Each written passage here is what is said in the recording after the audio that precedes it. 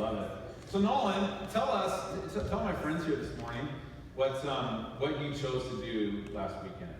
I have a lemonade stand. A lemonade stand. Do we have any? Look at that. Man, some lemonade, got some water, it's a hot day. Do we have another one? Look at that, UPS man. Yeah, a little shout out for UPS. Stopping by, getting to fill it. Was that fun? Yeah. Well, why did you do a lemonade stand? So I could have more money. You don't have enough money? No. You wanted more money? Yeah, because I was broke. Guys, I can do all things through Him who gives me strength. Even when I'm broke. I'm sorry that you were broke. Were you really broke? Yep. Thought we rehearsed this thing. So Nolan, did you make some money? Yeah. How much money did you guys make? $20.50. You say it. You guys hear him? You say it a little louder. $20.50. Did you guys split it? Did you split it 30-70, 40-60, 50-50?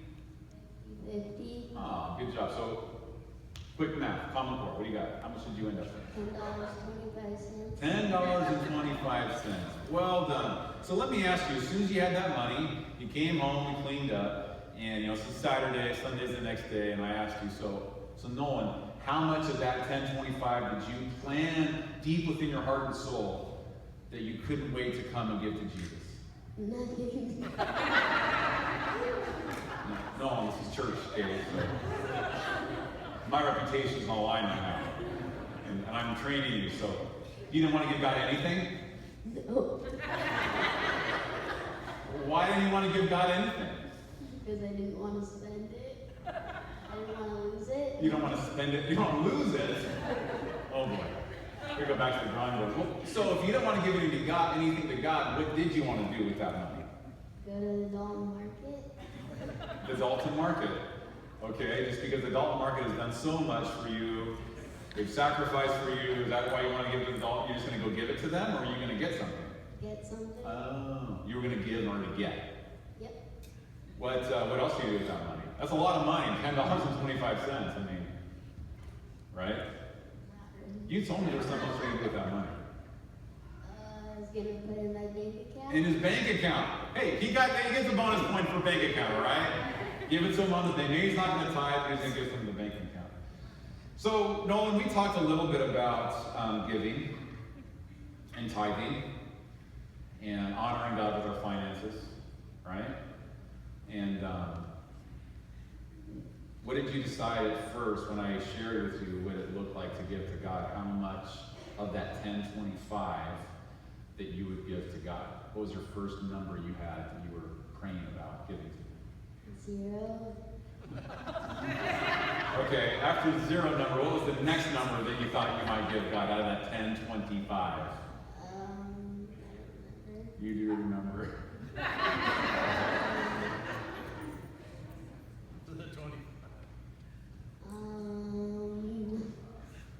People are up there. 25 cents. You know, that makes sense. You got 10.25, give God a quarter, we'll call it good, right? I still got the $10 I can spend. So we had a little conversation about that because what would 10%, I know it's summertime, what would 10% of $10.25 be? $1. $1 and how many cents? 3. Wow, you rounded up. Good job. Give it up for a kid in the summer with math. I love that.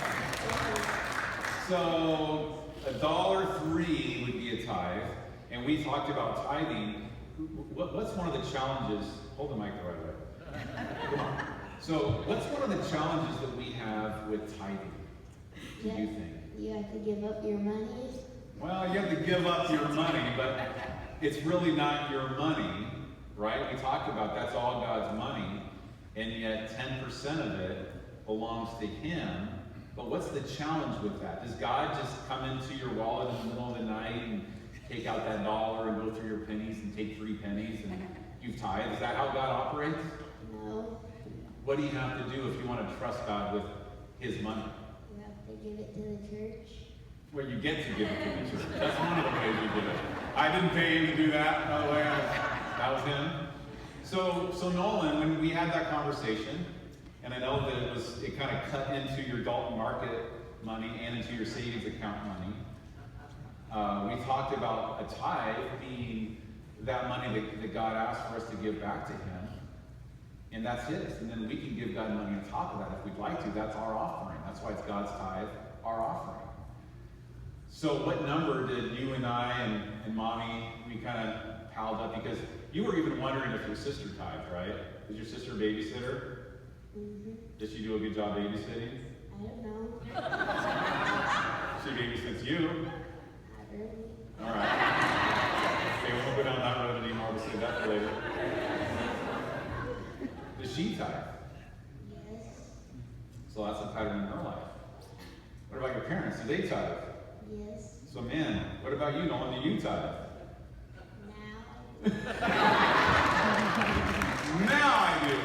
We had this great conversation because it was kind of one of those moments where, you know what? This is like all news to me.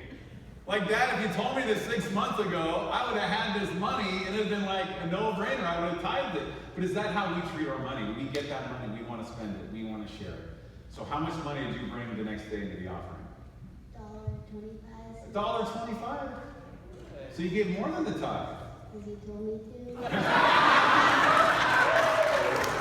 Man, where's Steve Harvey when we need him? What would you say to a person who would struggle with this idea of trusting God, this challenge with tithing? You think it's better to obey God and do it even if it's difficult? Or is it better to take your money to the adult market? Obey God. Yes. Come on! Give it up for Nolan this morning.